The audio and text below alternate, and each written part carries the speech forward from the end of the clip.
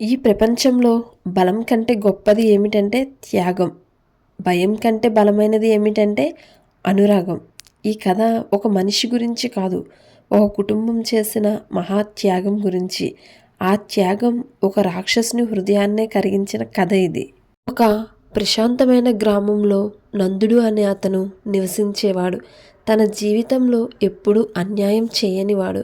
ఒకరోజు తన కుమార్తె వివాహానికి అవసరమైన ఆభరణాలు తీసుకొని అరణ్య మార్గం గుండా ఇంటికి తిరిగి వస్తున్నాడు. అడవి నిశ్శబ్దంగా ఉంది. పక్షుల కూయట ఆగిపోయింది. గాలి కూడా ఊపిరి ఆపినట్టు అనిపించింది. అంతలో భయంకరమైన గర్జన. నందుడికి అరణ్యం మధ్యలో ఒక భారీ ఆకారం, కళ్ళలో అగ్ని, కంఠంలో గర్జనతో ఒక రాక్షసుడు కనిపించాడు. రాక్షసుడు అంటున్నాడు, ఓ మానవుడా, నేను ఆకలితో మండిపోతున్నాను, నిన్నే నా ఆహారంగా చేసుకుంటాను అని. నందుడు వణికిపోయాడు, కానీ పారిపోలేదు. చేతులు జోడించి ఇలా అన్నాడు, రాక్షసరాజా, నేను నా కుమార్తె వివాహం కోసం నగలు తీసుకెళ్తున్నా. అవి ఇంట్లో అప్పగించి తిరిగి వచ్చి నీ ఆకలిని తీర్చుకుంటాను, ఇది నా మాట అని చెప్పి నందుడు అన్నాడు. రాక్షసుడు కాసేపు చూశాడు. ఆ కళ్ళల్లో అబద్ధం కనిపించలేదు. వెళ్ళు, కానీ మోసం చేస్తే తప్పించుకోలేవు అన్నాడు.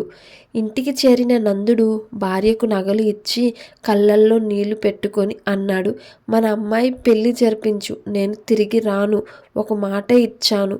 ఇది విన్న భార్య కుప్పకూలిపోయింది.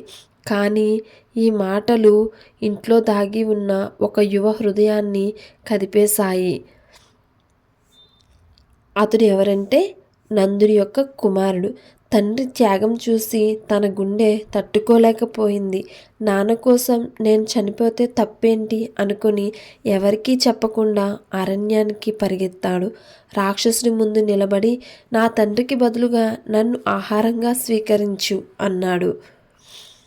అంతలో శివానందుడు అక్కడికి వచ్చాడు. లేదు, మాట ఇచ్చింది నేను, నా కొడుకును వదిలే అని అరిచాడు. ఇద్దరు ఒకరినొకరు రక్షించుకోవాలని పోటీ పడ్డారు. ఈ దృశ్యం రాక్షసుడి మనసులో ఏదో తడిసింది. అంతలో కర్ర సాయంతో ఒక వృద్ధుడు, నేను తండ్రిని, నన్ను తిని వాళ్ళను వదిలే అన్నాడు.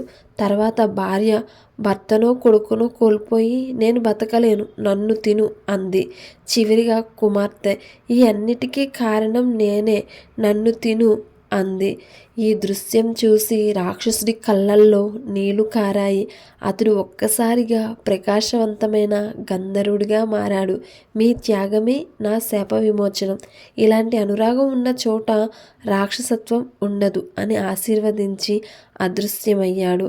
ఈ స్టోరీ బట్టి మనకు అర్థమైంది ఏంటి? త్యాగం చేసిన హృదయం రాక్షసునికి మార్గం చూపిస్తుంది. అనురాగం ఉంటే శాపాలకే విముక్తి ఉంటుంది. Please like and subscribe.